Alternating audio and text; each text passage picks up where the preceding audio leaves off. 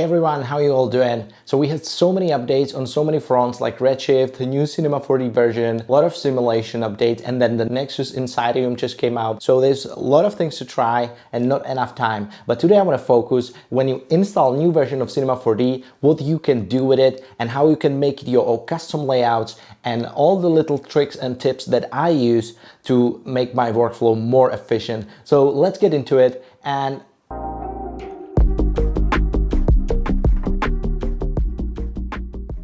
when we install the new version of Cinema 4D, we see something like that. So we don't even see this. So we see something like that. So we have the panel with our tools and our deformers and our objects. And then we have some control tools. I always like to improve that view because I want to adjust it to Redshift. So the way I do it, I'll just adjust it to custom Redshift. So from the Redshift menu, I like to start by bringing Redshift render view. I always like to have it docked somewhere here. So I would like dock it here and expand it out so I can see all the icons. I don't see that icon of the settings there, the post effects. And so the render settings here, I want to see too. So I extend it all the way until I see it. Yes. And now I expand it, and the attributes, I like to take this burger menu and just put them on the side here. And layers, we can drag from the burger menu and just add them together with the objects and takes. More on that later. But now I have my render view, and now I want to improve the icons here. So I want to add into the scene the icons, and the way you do it, you just go customize palettes, and then you can bring any icon. So you can say zero all. So I have this script where I can zero all axis, rotating. So I can do 90. So I'm gonna drag all these, and this is all custom for everyone. So there's stuff that you like to use, and for example, if you like to use bool, there's bool here. If you like to use connect often, then you place connect, and same with like a random. So I like to use random object and just stuff to go. So like you can add anything. You can as well double click this, and you can remove stuff that you don't need. So you really like even the, and I like to add vertex weight. So set vertex weight here, and all the other useful tools. So if you want to add, you can add group separator. So I can separate this. I can add fill space, so even more. I can have just the menu here and add all my icons for Redshift as well. So if you want to add stuff for Redshift, like lights and cameras specifically, then you can just take it out and just, drag the icon there. Or, if you use ARIA light a lot, like a Redshift specifically, then you can just drag it here. And if you want to add like the whole Redshift tools, like the whole Redshift objects, you can grab the whole menu. And once we're happy with the way our scene looks like, you can always go here and save as a startup layout. And this way, once we finish with all our settings, you can see I did all my startup layouts. So I did all my align tools, all my rotating tools. Then I create the Redshift standard camera, so I can quickly add Redshift standard. I can add materials. So the way you do that is just to find in customization, customize palettes, you find Redshift materials, and you grab it here, Redshift material presets. So that's it. AOV manager, everything that you like, you simply drag onto the bar, and you have a quick access to it, as well as all the icons accessible, like material manager, your asset browser, your animation. So you can drag it up, so you can see more of that. And you can customize the layout. So I would always start with that one, and everyone prefers to do it differently. So I won't deep dive into it. I just wanted to show you the way you could do that.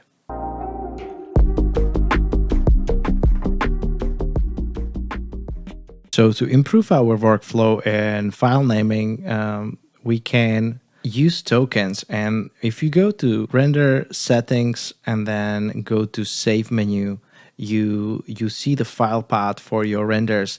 And you can use tokens, which you can find in this arrow here on the right hand side. And there's multiple options you can include. And what I like to include is to type in renders. So you don't have to type in like your disk and stuff like it. You just always get a folder renders saved next to your project file. So you type in renders / and then if I just use those tokens, so you include the project name, it will create the token called PRJ. And then you do another / symbol and do the project name again, and maybe the camera that you're using. So this way you will never have to save your files again, because it will automatically name them for you. So once you start rendering, it will automatically knows that it needs to create a folder, then needs to create the folder subfolder that will have the name of your project file, and then project file name plus camera that you're using in the object manager will be reflected on your format of the render that you're using. I'm using EXR, so it will be called project name camera EXR, and we can test that out by saving project as test and then render out quickly just one render. Render the picture viewer. So I'm just gonna render this one file and go here, and what I can see, like, it created folder renders for me automatically, then subfolder test, which is reflecting our name of the project file, and then test and redshift camera name of the file itself. So that's really easy, because then I can create the incremental file of that. So it will be test 0001 and render again. And once I'm going to start rendering, it will then create the new file, which will use our respective name. So test 001, and then the name of the project file and redshift camera. So this is very easy way to just get rid of all the naming, and you will at least get a unified workflow and never have to think about it again.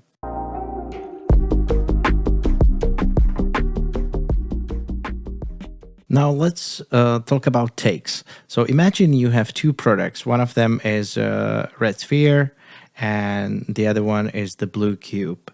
And we want to render them for a client, just so you can see different results, different products. And we can use takes to do that all from one project file. So we don't have to have multiple project files with different products. We can have different takes within one project file. So to add takes, you can click the plus icon, and you can name one of them red sphere and the other one blue cube. You can take them on just to make them active. And we can also select two different cameras, for example, and we can have one front. So let's say the sphere will be using the front cam. Close this one. The red sphere was going to be using front cam, and then the blue cube will be using the side cam. And the render setting will stay, this is starter setting, so just kind of simple. And now we have two takes. And with the take highlighted, I can press this auto take and record the action I want for this specific take. So red sphere, I just want to be red sphere to be highlighted. So I can turn off the cube. I don't want to see the cube.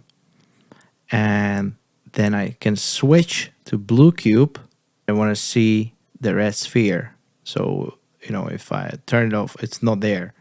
And now I can turn off the auto take. And now I have 2 takes, red sphere, and also if I go to that camera, so it's using different camera, so I can do the front one and the side one. I can turn on the side. As you can see, I can go back to takes. Red sphere is using the front cam and blue cube using the side cam. So front, blue, and this is all within one project file. So now I can render these out, and you can render them easily by using Render Queue, which is going to be our next video.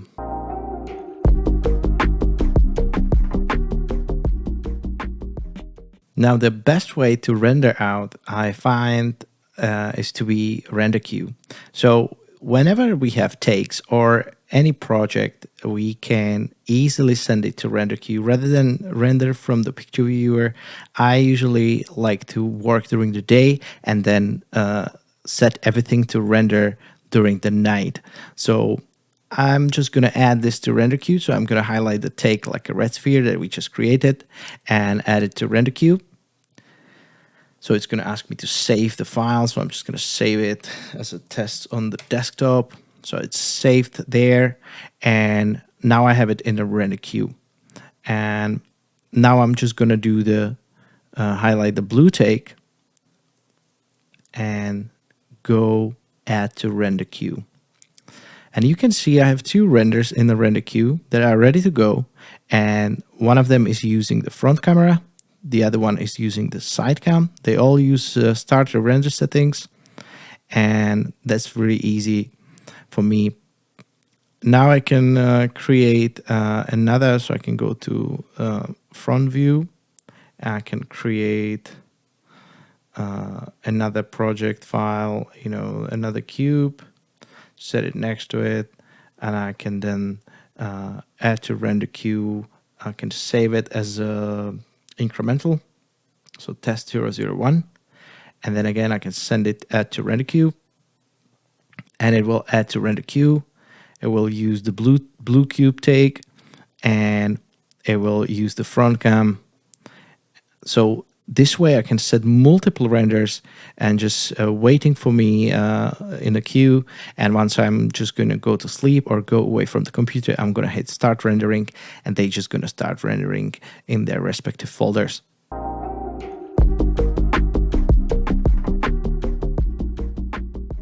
The next thing is render settings. That is gradual. When you're working on a project, I like to have multiple render settings ready to go. So I'm usually starting with the starting settings that is set to 2000 pixels. And because it's less pixels than if I would use the 16:9. And I have my redshift settings set to low.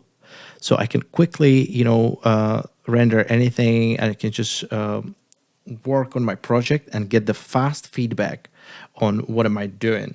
And I don't need to worry about the look yet. I'm just building my scene. I want to get as fast feedback as possible. And once I get to look development, I'll start working on my materials. So I'm going to start like building materials and just kind of adding them to my scene.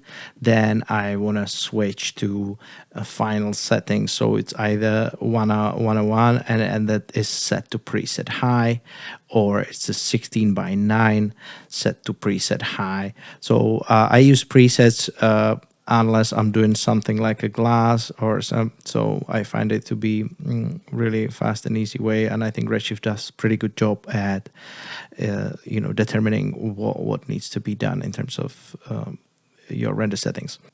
And again, I forgot to mention, if you want to save this, go to Window, Customizations, Save as the default scene.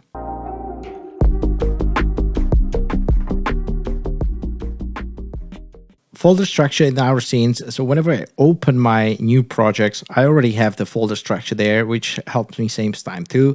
I can have some lights already in. So I usually have dome light in. I have my camera created, and I have a scene with the wall and the floor. So I can just straight away bring in cube, for example, and I can start working with it. I can immediately start animating or just playing with it. and I don't have to create anything from scratch. So this is kind of a basic layout that you want to create for yourself, and everyone has different workflows, so you can really make it yourself. But the way I do it is just you create 3 nulls, or you can create just one actually, and go to basics, go to load preset, you load the icon you like, and then you change the color to something that you enjoy and name it. For example, I use lights, and then if I duplicate it 3 times, you can do objects and scene. So in our scene, I like to include stuff like a floor, wall. I can bring in redshift camera, and camera I usually keep outside, all the cameras, and then I can organize this into scene. I can make scene different colors, something that I like, and then I can have my objects that could be blue, and then lights can be orange like that. And I usually like to use as well a dome light, so I add the dome light into the lights. I can preload it with my favorite HDRI, add HDRI link to it. I can actually straight away connect it. And once I'm happy with my settings of my default project file, I just can go Windows customization and save as a default scene.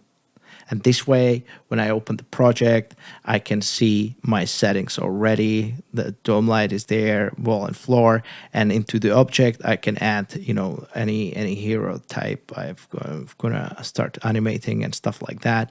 And this way, you can stay always organized, and you save time, customize as much as you like, and you start your project much faster.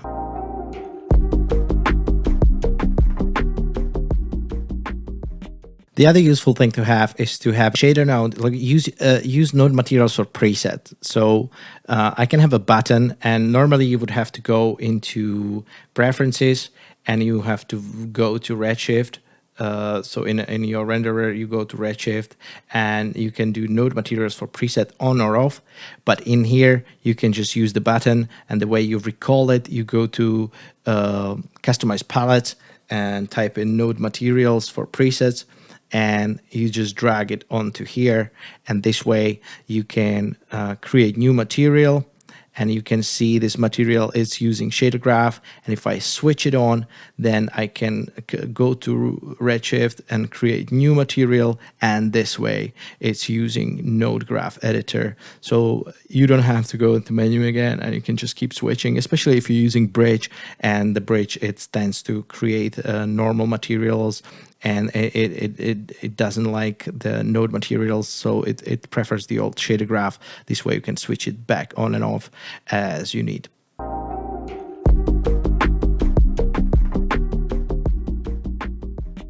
Another great thing is to embrace shortcuts. So whenever we have shortcuts and we work on stuff, you know, there's different shortcuts that you can utilize, and you can, for example, keep switching between E, R, T. So you can, E is for moving, R is for rotation, unless you grab a handle like me.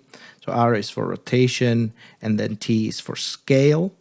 And then you can, let's say, go to that cube, increase more segments, press C, make it editable, press and D just to see the mesh, and then you can go into polygon mode and press UL, select the ring selection, so you can see that how quickly you can speed up your workflow just by using different shortcuts.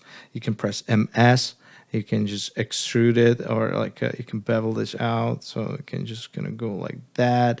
Then you can extrude it, actually create crazy stuff immediately without grabbing anything. So the stuff like that is really useful, and I highly recommend embracing shortcut as soon as possible. The couple of useful ones is, for example, if you press if you highlight anything in the scene, you go back to the object mode, highlight anything in the scene like a cube and press S, it will immediately zoom to that, so it will focus on that cube. So whenever you try to find something.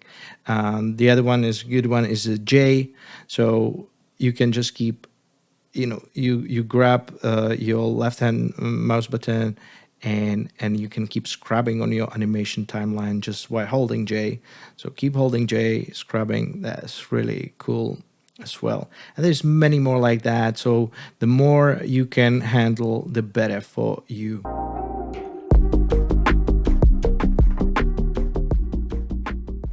The other great thing to have, and I didn't know about it for a long time. So when you're building a scene and they are getting pretty large, and let's say you have a building here, you have a large building, and then you have another building here, and then you have the guy here, and then you're working on your scene and you kind of working here, and then once you add new primitives or you add new things, it's always go back to the 0, so you kind of always have to come back, then just kind of slide it there, and you want it to be there. So the way you can do it easily, you can just add new thing to the scene, and then you click this transfer, and you can highlight the object you want to transfer, you transfer, and you click where you want it to transfer, and then it straight away matches the axis of that. So if I turn that off now, you can just so if I look at it, the cube is actually in there. So that's really cool stuff. So if I wanted this wall to be there too, and now I want this this guy to be there. So just kind of can quickly manipulate stuff around the scene, and I don't have to just keep dragging. So I can just keep transferring guy. I used to just do all the manual, like, hey, I need to go there, move it.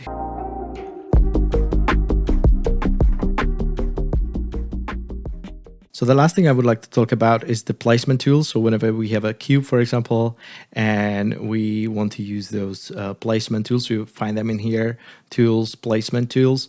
So you can turn on the placement tool, and let's say if I have another cube here, I'm just gonna move it around. And with the placement tool, I can place it around the scene. You see it's kind of stops, so it's kind of reacts to wherever I'm putting it. So it's placing it on top of the cube, and it will not intersect. So it's exactly reacting like if there is collider object.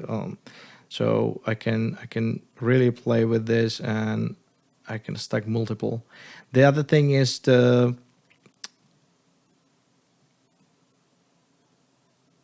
we can use dynamic, so this way we have multiple cubes, for example, and we want to just play dynamically with it, so we can kind of play with it in a different manner, just so it's reacting like as there's dynamic